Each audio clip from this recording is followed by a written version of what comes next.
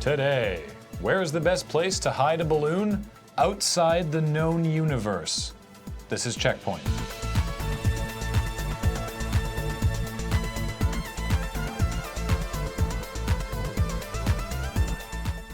Hello and welcome to the welcoming part of this episode of CheckPoint, which is the part of the broadcast where we welcome you to the show. Hello and welcome to CheckPoint. By the way, that was the actual part where we welcomed you to this episode as a whole, not to be confused with the first part where I was welcoming you specifically to the welcoming segment. We received some feedback from our audience that they were feeling insufficiently welcome, so hopefully that is no longer a concern. And now, welcome to the part of the show where we make fun of video game news. Coming to us from the files of Be Careful What You Wish For, apparently someone used one of the wishes from their cursed monkey's paw to bring this joking Overwatch crowd sign to life. The resulting abomination, seen here, is now permanently etched into our brains, and now we can never unsee Zenyatta doing a Michigan J. Frog Looney Tunes dance number.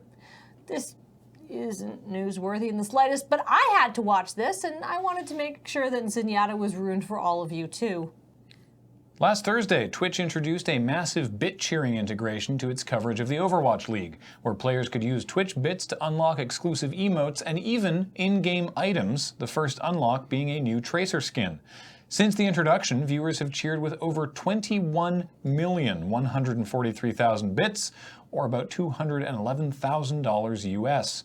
You can cheer for specific teams to unlock that team's Twitch emote, but that money doesn't actually go to the team. It goes to, quote, support the partnership between Twitch and the Overwatch League, which maybe sucks for the Dallas Fuel, whose fans have cheered 3 million more bits than those for the San Francisco Shock, but makes a lot of sense considering Twitch paid $90 million for the exclusive rights to stream the first 2 seasons of the league.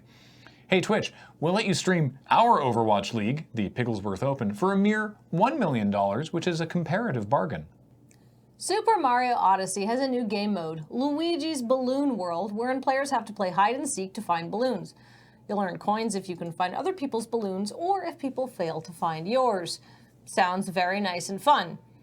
Unless you're an asshole and you're clipping out of bounds to hide balloons in impossible to reach areas, which of course some people are doing.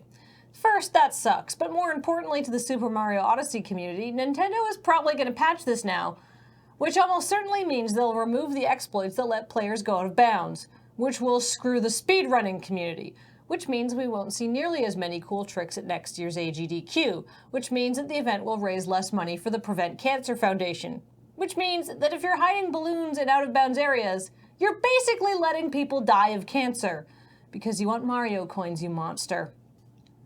Rhode Island Representative Robert Nardolillo wants to introduce legislation to levy a 10% tax on violent video games and use that money to fund mental health programs.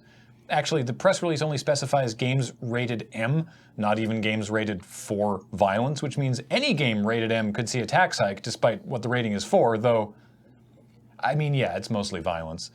Quote, there is evidence that children exposed to violent video games at a young age tend to act more aggressively than those who are not, said Nardolillo in an incorrect statement that was wrong and false. In fact, quite the opposite, as a 2014 study by Stetson University's Christopher Ferguson published in the Journal of Communication showed that there is zero correlation between youth violence and violent video games.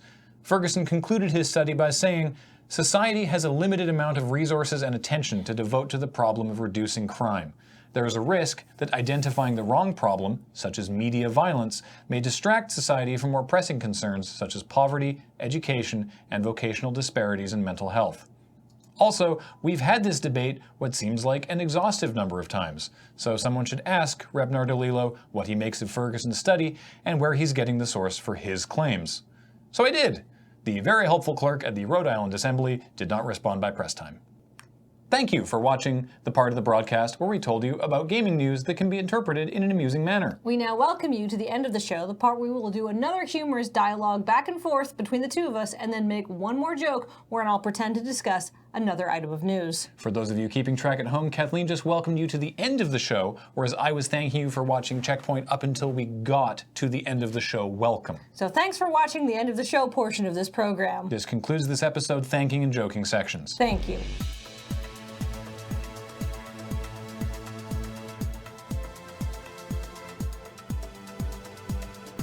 Coming up, Steam 250 is a new service for people who want to find the hidden gems rotting in the unmaintained compost heap that is the Steam storefront. Instead of sales, Steam 250 bases its recommendations on user reviews, which as we know are always totally honest and reliable. Anyway, the top game on Steam 250 is Portal 2, a lovely game that no one's ever heard of before today. I was like, what's his source for this? And they said, okay, great. We'll look into that and I'll get you an answer. And, you know, that was, to be fair, that was like a little over an hour ago. So it's not like, you know, I don't know. If my phone goes off during the after show, we'll see what happens.